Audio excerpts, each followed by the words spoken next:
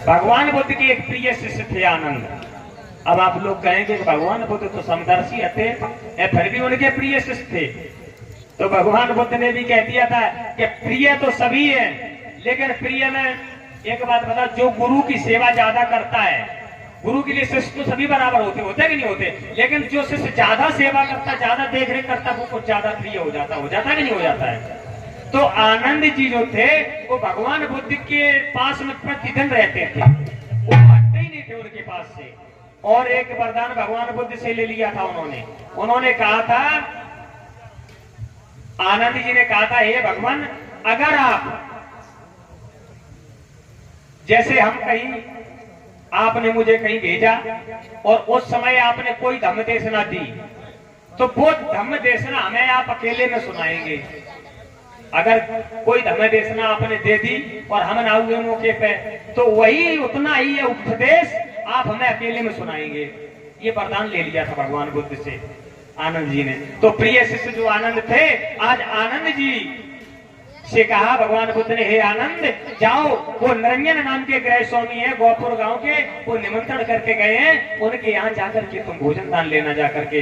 आज मेरे भैया, मेरी माताओं, मेरी बहनों, आज आनंद जी चले किस प्रकार से। आज जब आनंद जी चले,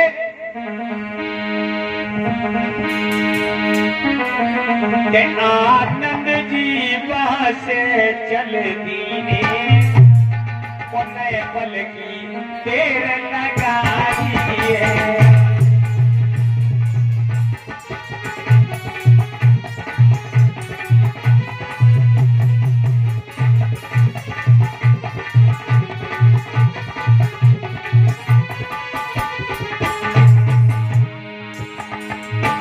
आनंद जी वहां से चल दीने, नए पल की देर लगाई है। धीरे धीरे चल के भैया अब गोपुर पहुंचे जाइए।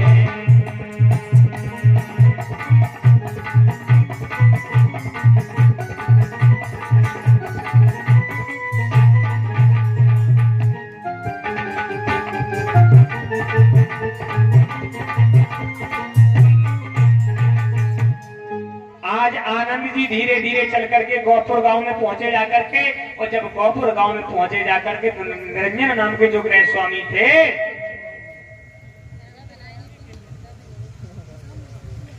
आज जब गोपुर गांव में पहुंचे जाकर के आनंद जी, तो उसी निरंजन नाम के गृह स्वामी के पास में पहुंचे। और जब गृह स्वामी के पास में पहुंचे जाकर के, तो उसने, जो गृह स्वामी थे, उन्होंने प्रणाम किया, और प्रणाम करने के बाद में आसन दिया। तो आसन पर जब आनंद जी को बिठाला,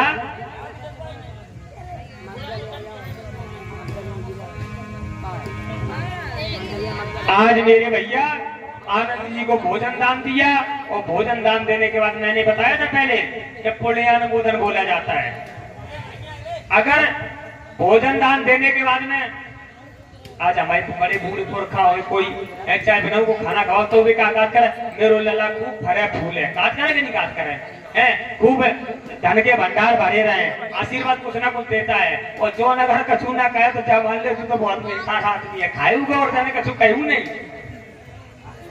तो बौद्ध भिक्षु ने, आनंद जी ने पुण्यानुमोदन बोला, का भवतु सब मंगल रखन्तु सब देवता, सब बुद्धान भावेन सदा सोति भवन्तु ते।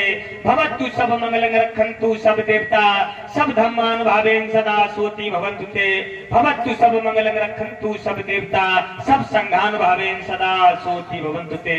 सबका मंगल हो, सबका कल्याण हो, सब सुखी हो, सब निरोग हो। साधु साधु साधु। ये साधु साधु हम लोग 3 बार क्यों बोलते, इसका मतलब वो शांति शांति शांति।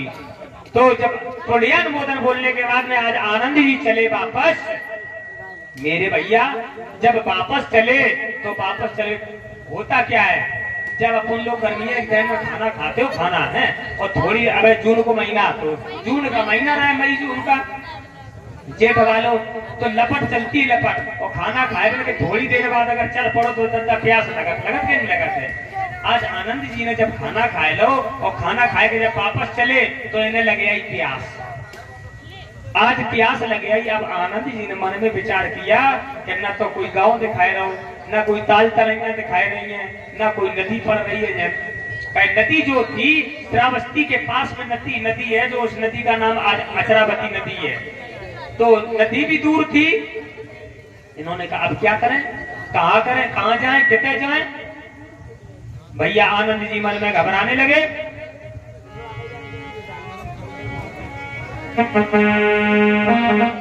आज आनंद जी मन में विचार करने लगे कि मुझे पानी मिल जाए, पानी ढूंढने लगे।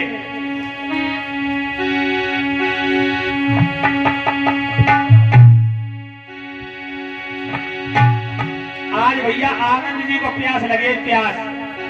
अब देख रहे कि पानी मिल जाए तो मेरे प्राण बच जाए, और पानी ना मिले तो देखिए पानी एक ऐसी चीज है, वो रहीम जी ने एक भी दुआ लिखा था कि रहे मन पानी राखिए, बिन पानी सब सून, और पानी बिना न उबरे मोती मानो से चून। यानी कि पानी के बिना, अब देखिए ये अटेंडेंट की व्यवस्था है, चीवर नहीं हम ले आ पाए, नहीं तो मेरे पास व्यवस्था पूरी है। हम जब आ गए यहाँ तो डॉक्टर साहब बोले कि झांकी दिखाई दी है, नहीं चलो ठीक है, सब अपनी व्यवस्था है, कोई बाहरी नहीं है। नहीं तो जो बहुत भिक्षु का जब रोल करवाते हैं तो सारी व्यवस्थाएं हैं। आज आनंद जी परेशान होने लगे क्योंकि प्यास से। कैसे, क्या ए जी मुझे प्यास लगी भारी,